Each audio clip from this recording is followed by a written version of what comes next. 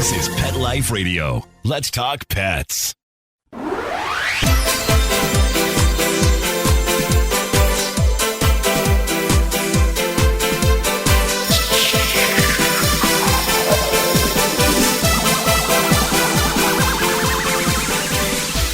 Hello! You're listening to Animal Party on Pet Life Radio with me, Deb Wolf. And we had some sad news. The Queen of England has passed away. And maybe that's not really a pet show topic, except for the fact that the Queen of England has been a long time fan and supporter of animals and animal rights and animal welfare. And she herself was a fan of the corgi, as we all know. Da-da-da-dun. So today we're going to talk a little bit about the royal family and the dogs and pets of the royal family, because you probably don't know them all. And kind of interesting to think about what they have, because, they're very wealthy people. They could have any dog or cat they want. They have trainers and handlers and people to take care of them. So money's no consideration. Size is no problem. It's not like they're looking to rent apartments or anything, looking for pet friendly. So they could have anything in the world. So what do they have? Well, I'm going to give you a little bit of a teaser. Don't look it up. See if you can think about it. I'm just going to ask you if you could think of all the royals in England. There's quite a lot of people. What percentage of them, or how many of them, either way, do you think own cats? That's a question. Just think about it. I can tell you I was surprised to find that of all the royals, the percent of them that owns dogs is actually 100. Every single royal has a dog. Every family, every royal family, they have an attachment. It's not just one pet once. It's, a line of Cocker Spaniels that they've always had, or Labs, or in the Queen's case, she had this corgi. And in 1947, Susan, the corgi, actually, that wasn't her first, but her first was Dookie. But anyway, Susan, the corgi, came along on their honeymoon, on the royal honeymoon. And later, she bred Susan to create a new breed she was dabbling with called a Dorgie, which is a Dachshund Corgi cross. Now, the last of Susan's offspring, a Dorgie called Candy, is still alive today, and is the only dog that is owned by the Queen at the time of her death, was the only dog. So, well, actually, I also have a report that Willow, the last descendant of Susan, died in 2018. So we have a little bit of controversy here, but I think that's because Willow was a purebred corgi and Candy is a dorgie. So we'll have to look into that further. But her husband was not particularly a fan of corgis. He liked Labrador retrievers, and that's a really different personality. It's kind of hard to imagine a corgi person loving a lab person. They're both friendly. Both corgis and labs like people and are generally friendly to the public and friendly to other dogs, but that's where the similarity really stops. Corgis are herding dogs for very small animals. They're low to the ground so they can't be kicked by the goats or the sheep. And labs go into cold water and retrieve things, bring back ducks and things, buoys, and for fishermen and stuff like that. So they're really, really different natured dog. And I think that kind of illustrates the difference in their personalities. If you know anything about the royals, they're very different people. So that's kind of interesting. I also found out about some of the more modern royals. So, well, first we'll go through some of the older ones. Princess Margaret, she had King Charles Cavalier Spaniels. Well, of course she did. King Charles Cavalier Spaniels, the dog of all royals, bred specifically for that purpose, to crawl up the large armholes of the gowns and robes that the royals wore, crawl up them and and comfort them and sit on their laps at all times. King Charles Cavalier Spaniels are probably the most friendly dogs in the world. They are the quintessential lap dog. All they want to do is love and cuddle. And I once helped a lady who was a counselor with hers, and we were able to get this little dog, Lucy, to the point where it was a therapy dog. And people would come to therapy. And of course, Lucy, this tiny little dog with giant eyes and the most loving disposition, would immediately go over to the person who was a little bit off their game and needing some counseling and make the appointment even better. So I see the point of that. But, well, here's the sad thing. Okay, so King Charles and Camilla, they're into Jack Russells. And I want to talk about this a little bit, because even though Well, I just called him King Charles. Oh my goodness, that was a quick switch. Even though the former Prince of Wales, now King Charles, is into Jack Russells and has vast experience with dogs and other animals. He played polo, his experience with horses, all kinds of animals. And he and Camilla both have decades of experience raising and training animals and have the best professionals at their service. Even with all that, they did lose a dog called Pooh, a Jack Russell they lost in the Balmoral Forest in 1994. So why am I talking about that? Well, there's a couple other situations with Oprah, and there were some situations with Ellen, and people were so critical.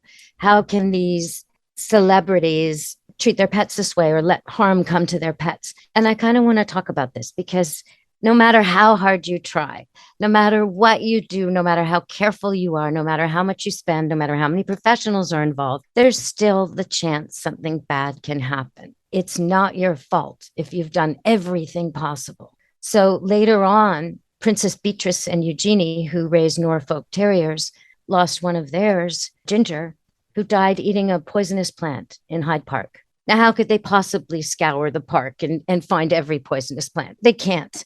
It's not their fault. All the king's horses and all the king's men couldn't put that dog back together again, I'm afraid. But just like with us, when you make a mistake, I've had customers that have accidentally run over their dog or accidentally given their dog something they shouldn't.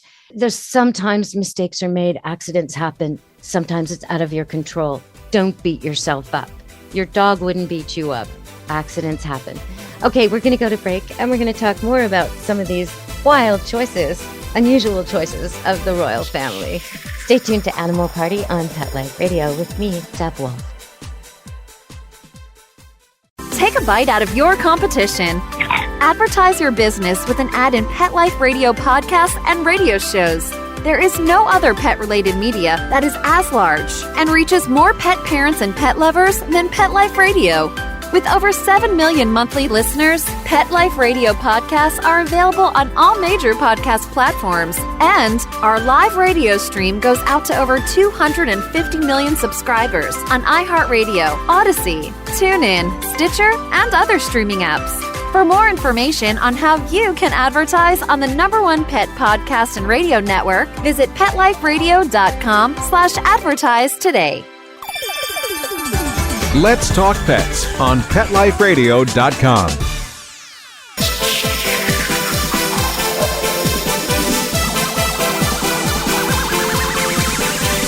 Hello, you're back on Animal Party on Pet Life Radio with me, Deb Wolf. So, okay, I'm going to talk a little bit more about these accidents that happen because this is the last one with the royal family, but Princess Anne has bull terriers. She also has horses and other animals, and she's quite an animal person, but her bull terriers are notorious for being very badly behaved. In fact, in 2002, Dottie, one of her bull terriers, attacked 2 kids in Hyde Park. And sadly, Florence, one of hers, attacked one of the Queen's corgis, Pharos, and killed it. So again, even with all the work and all the money in the world, you can't prevent things sometimes. So I just wanted to say, for all those out there beating yourselves up about something that happened, don't. Stop beating yourself up. If you're a good dog owner, a good cat owner for years and years, and something went wrong, that doesn't mean you shouldn't go out and get another pet. It really doesn't. There's a dog or cat out there waiting that needs your love. And right now with the pandemic, that is particularly true. People adopted dogs and cats in droves and then decided when they went back to work, they couldn't handle them anymore. So there's so many dogs and cats available, good dogs, good cats, good animals, so deserving of your love. So if you made a mistake, just correct the circumstances, fix that fence, right? Just do what you need to do so it won't happen again, and give yourself a break. Go get yourself a little furry love animal for your life. Okay. So I'm just going to talk a little bit more about the royals, not much. I'm just going to cover the Duke and Duchess of Sussex, who were called, Prince Harry. They have beagles and black labs. And Princess Beatrice and Eugenie, I already told you, they have Norfolk Terriers. And there is one royal, only one of all the royals, 100% of them own dogs. All of them, every single royal family, all of them, every single one has dogs. Some also have horses.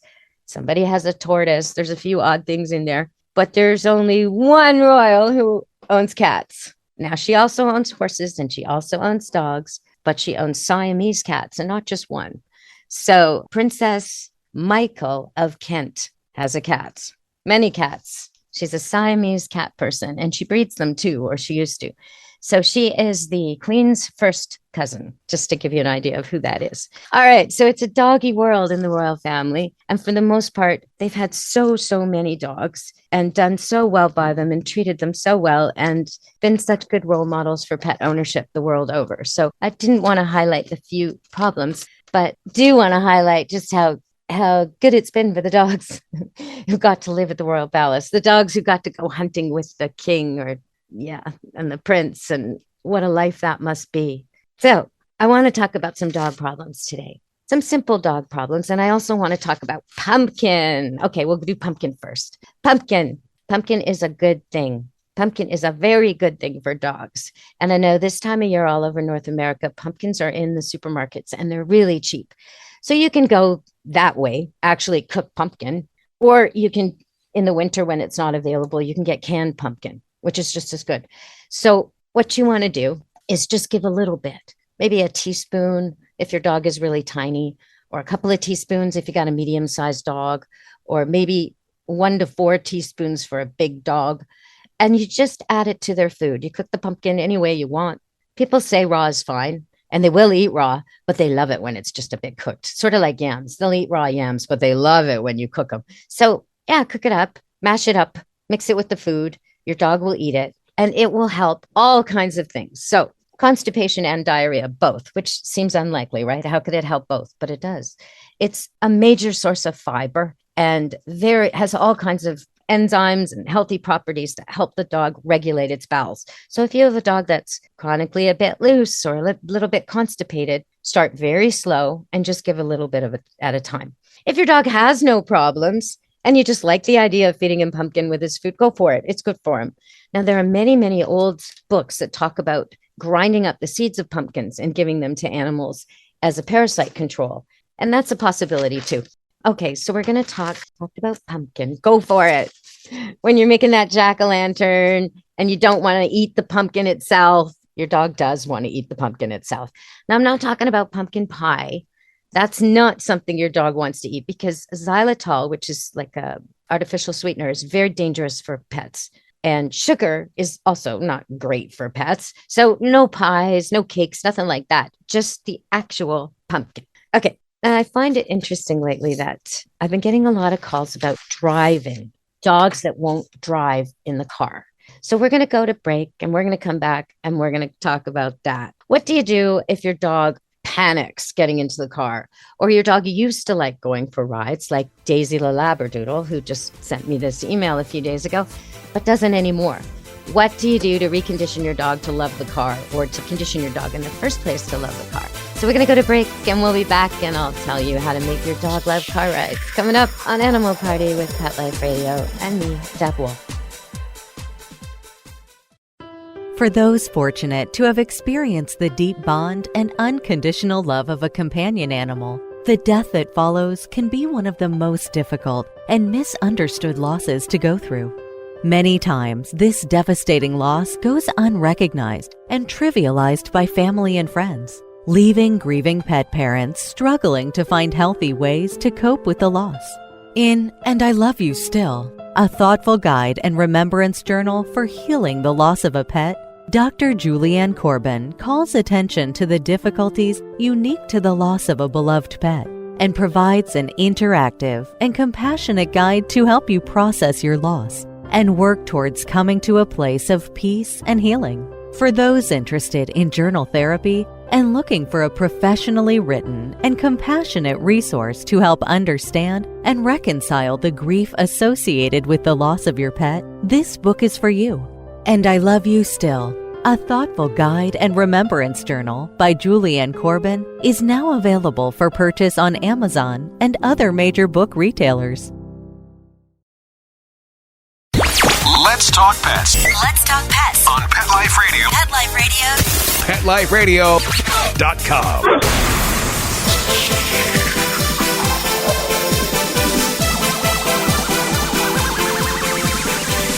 Hello, you're listening to Animal Party on Pet Life Radio with Deb Wolf. I know I talked about pumpkins.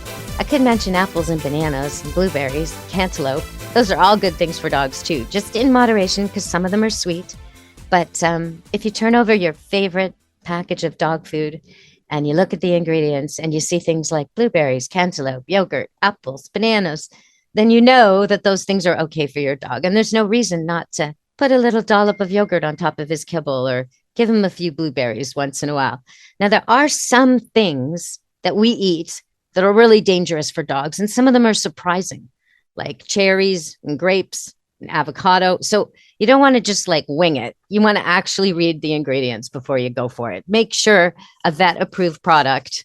See, you're kind of cheating. You don't have to ask your vet. You don't have to go online. If it's a good quality dog food, the vets have already done the research and everything in the ingredients is not toxic to dogs. So there you go.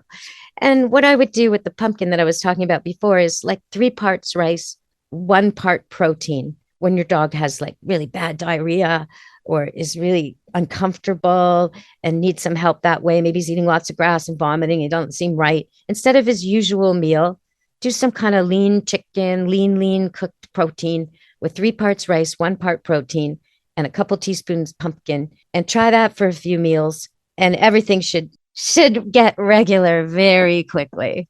Okay, so I want to talk about the car. Most dogs like the car. Some dogs have car sickness, and you can figure that out real easy. If your dog has car sickness, figure out the right dose of Gravol and give it to him and see if it makes a huge difference. So if every time your dog is in the car, he's salivating and he's drooling and he's panting and he's upset, and you give him the Gravol and all that stops and he goes to sleep, you have a dog that has actual motion sickness. And the only way to really control that, just like with humans, if you've got motion sickness, you take a pill for it when you're going to have a long drive. You leave the window open and you do short drives whenever possible. That's the answer to that. But most of the dogs who are exhibiting this problem do not have motion sickness. They have a fear of where they're going, a fear of getting lost, a fear of leaving home, a fear of being left in the car too long. All these are possibilities. Okay, so now we have Daisy the Labradoodle. She's 4 or 5 years old. It's a very long email, so I'm trying to remember all of it, summarize it for you. She used to like the car, but then she was in a car incident where another dog was injured very, very badly. And she was witness to all that. So for a while, she didn't like the car, was very reluctant to get in, had to be lifted in and out. And the owner worked diligently to make some positive memories and had her riding with another dog called Jules, an Australian Shepherd who loves the car. And so what ended up happening was every time Daisy would see Jules in the car, she would jump in the car and be happy. And I kind of suggested to them, it was probably a year ago, to do this, to get a happy dog who loves the car and go for short rides with the happy dog who loves the car. Always going somewhere happy, like the park they love, visit a friend they love, little short trips around the neighborhood, in, out, quick car ride, lots of reward at the park, back in, out, quick car ride, lots of reward at the friend's house, over and over and over till both dogs love getting in the car. And that worked. So now if she sees the other dog in the car, she knows it's going to be a short, happy car ride and she's happy to get in and out, no problem. But if that other dog isn't in the car, she's not going. She's not going. Okay, so why did that happen? Well, along with the new conditioning to teach her that if you're going in the car with this other dog, it's always going to be happy. Unfortunately, she didn't do happy car rides, just Daisy. So Daisy thinks if she's alone in a car, it's going to be something bad.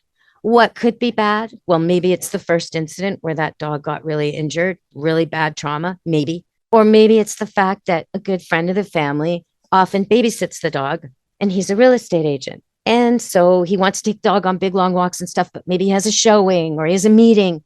So he leaves the dog in the car. Now, at first, the dog didn't mind that. Had a comfy bed, decadent car, all very good, loves the guy, loves it. But it got to be too much. Too many showings, too much time in the car.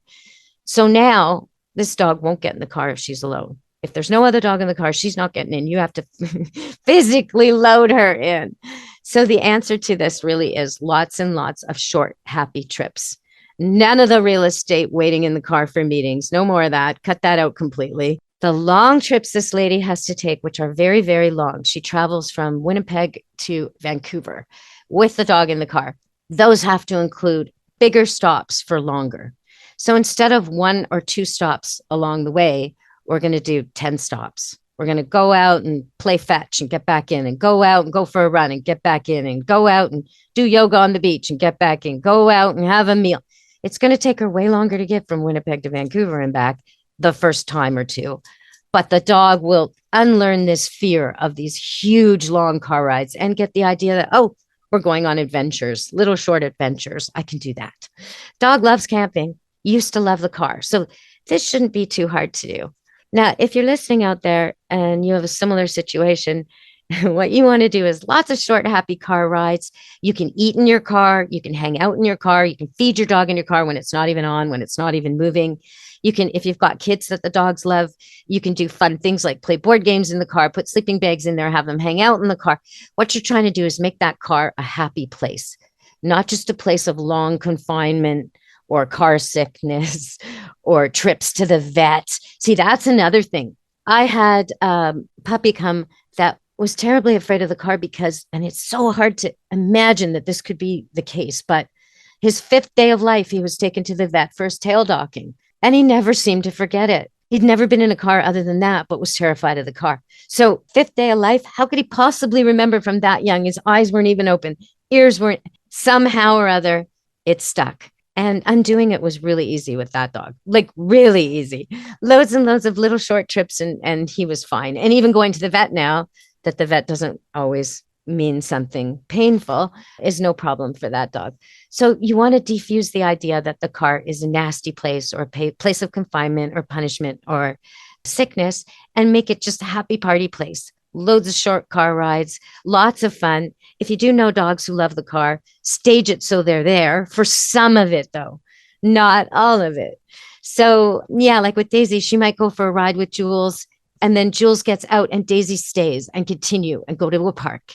So, and then pick up Jules again, like mix it up. So it's not just, okay, when I have another dog, I get short, happy car rides. It's, I love the car. It's never bad. I'm never left there for hours. It's never a super long cross-country car ride without breaks. That never happens anymore. Car is always good, whether I'm alone or whether I'm with friends. So that's how to undo that car experience. And I'm going to talk about one more very general problem that someone emailed me. So I think I'll do that right now. It's a Rottweiler named Dexter. And I have met this Rottweiler. I've never trained the Rottweiler. He's never stayed here, but I have met him. And I can tell you, he is enormous. Okay. Like he is one of those big guys. You know, when you see a bunch of bikers and then there's like, they're all big, but then there's one that's way bigger than all the others. Okay. That's Dexter. He's the big biker Rottweiler. That's what he is. And he's not fat, but he has no neck. You know the type, right? Like sort of looks like a bear cub if you just do a quick glance. Anyway, big dog, very macho, was neutered a bit late in life, I believe. It's not really clear from this at what age. But Dexter, they think of him as an old man, which is interesting because he's only 8. And they think of him as perhaps set in his ways because of his age. And I want to tell you, okay, if you have an 8-year-old dog out there, even a 10-year-old dog, even a 12-year-old dog, even a 13-year-old dog, if you take that dog and you give it to your mother or your friend who spoils dogs, who feeds them at the table, who lets them beg for food, who lets them jump on the furniture, they will learn that in one day. All those things. They will learn 3 new tricks: jumping on the furniture, begging for food, and stealing food. They will learn that in one day. So please don't try to tell me that an old dog can't learn to behave in one day. They can. They just don't want to. They're hooked to their bad habits, just like we are. And it does take months to break a bad habit, but it doesn't take long for a dog to learn a new trick or learn a new habit. It's hard to make the substitution. He won't go to it as a default, but to learn it, to know what you want, to learn the new trick is easy. So when we're talking about Dexter, he has a bad habit where when he's walking on a leash with his owner, nice lady, and especially if she has her 5-year-old with her, he's terribly bad when the daughter is along. But what he'll do is he'll act all nonchalant and relaxed and chill, walking along beside her. And as another person approaches with a dog or even not, Dexter will act super chill until they're right almost within biting range. And then he will lunge ferociously, terrifyingly, never bites them, never attacks them, scares the crap out of the other person. And then this lady has to apologize. Oh, I'm so sorry. I'm so sorry. She warns them ahead. I'm sorry, but he's not, and they think he looks so chill. They walk up anyway. And then he does this thing and she's so embarrassed. So what do you do to fix that? Well, the first thing I would do is check his collar and his leash and make sure it's a good one. Any collar and leash can work on any dog to train a dog. I can use anything, but it's easier with a big, strong dog like that if you use something that gives you more control. That isn't his whole body weight and muscle and lower center of gravity pulling against your one arm, especially if your other arm's holding on to a little kid or a stroller or another dog or something like this. So you want to use maybe a halty collar, maybe a collar that has a small piece of chain in it. So it's a regular strap collar, just like a normal belt, just fabric, but it has a little bit of chain. And so there's two settings. It can be loose and comfortable when Dexter is relaxed, but when you pull it tight, it will go tight. And not to choke him, but just tight. So there's a training setting and a relaxed setting. So at least when he lunges, he gets the message that, hey, wait, we don't want this. The collar isn't still loose and he isn't still doing what he wants. And you don't want to have, especially with a dog who lunges, there's always going to be the first time that he might bite. So you definitely don't want a collar he can get off himself. You want it to fit well. And in times of trouble, you want to be able to pull it tight. So I really like these collars that have just a little bit of chain in them and then the fabric. When the dog's behaving, he deserves a nice loose collar. But when he's challenging you or about to cause a problem, you want control. So that's why I like those collars. And they used to be called martingales, but there's all different kinds of them. And you'll see them in the pet stores hanging on the racks. There's cheaper versions usually, but I really love those collars. I think they're just terrific because you don't have to switch and change. And your dog gets the privilege of a loose, comfortable collar when he's behaving. And you get the advantage of total control when he's not. So best of both worlds on that. Let's get the collar, get the leash fitting, and then practice your heel. So Dexter should know heel. I have it demonstrated on Deb Wolf Pet Expert YouTube. Please go there and check it out. All kinds of heel drills. Different dogs work differently with heel, but basically you want him to know you're the leader and heel is a challenge. It's a game. He's supposed to match your steps. He's not supposed to go ahead. He's not supposed to go behind. He's not supposed to cross over. He's supposed to stay right in line with you on your left side. That's what he's supposed to do. And I kind of dance with him a little bit. I say heel and then I stop. I say heel and then I speed up. I say heel and then I slow down. I say heel and then I go somewhere they don't want me to go or maybe they do want me to go. They just didn't know I was going there. I say heel, go around a parked car. I say heel, turn down an alley they've never been down. I say heel and I make it something they want to do.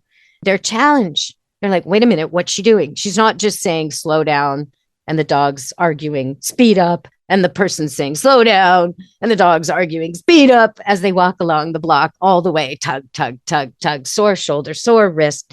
No, as soon as he tugs me, I say heel and I do something else. So now whatever he thought we were going north, wrong, we're going south. He thought we were going west. Nope, we're going east. He thought we were going left. Nope, we're going right. And he stops trying to lead. He starts trying to follow. And he actually enjoys it because it's challenging and it's fun. And I'm telling him how good he is every time he does it right. So you do that a whole lot. You do that at the start of every single walk until he's like right on the money, looking at your leg, eager to try, eager to do it. Now you're ready to go by someone. And I would go by them on the other side of the street the first time. And as I see the dog approaching, I would be telling him, heel, Dex, good boy, heel, good boy. Give him lots of commands, keep it flowing, communication. So he doesn't think, what should I do? I'll do my old habit. Nope. She's telling me what to do. I'll do what she says because this is my new habit. This is my game. I'm playing with mom. I'm healing with mom. I'm doing heel game. And after you can cross by a dog on the other side of the street, then start doing it a little closer and a little closer. Pick a park. So you're not both on the same path and you're not both in the same territory, maybe 10 feet away, and you're sort of walking by each other. Practice, practice, practice, practice. And one of the things Dexter was taught to do before was to sit as these people would pass. And that's a bit of a problem. If you make a dog sit or stay still when there's a bit of an issue about territory, they claim territory and they act more aggressively. So when you keep moving, there's no territory to claim. That spot that they were fighting over is gone. It's 10 feet away now. There's nothing to fight over. And it's also very face saving for the big macho dog. Instead of sitting there, accepting some intruder into his space, he's actually just just walking with you. There is no intruder. There is no space. And he's just with you. He's protecting you. He's protecting your daughter. He's walking with you. You're still moving. So there's nothing to fight over. And he doesn't have to sort of sit there and accept this insult. Instead, he looks at the other dog. Maybe the other dog wants to fight him. Maybe the other dog wants to challenge him. He's like, no, sorry, I can't do that right now. I'm busy. Sorry, got to go. And the whole thing just diffuses. So I'm hoping Dexter will get back to us in a few weeks and let us know how that's going. And all of you out there who have a dog who maybe lunges or is just gets mixed messages at the park. Because once again, Dexter doesn't attack dogs. He just acts like he's going to. So if you've got a dog giving out mixed messages or being confusing, it's not good for him. He doesn't want that either. So teach him how to behave, teach him how to heal. Go to Deb Wolf Pet Expert on YouTube and check it out, and you'll be walking more peacefully in no time. So thank you for listening, everybody. From me, Deb Wolf, Animal Party and Pet Life Radio. Be good to your animal. Let's Talk Pets, every week on demand, only on PetLifeRadio.com.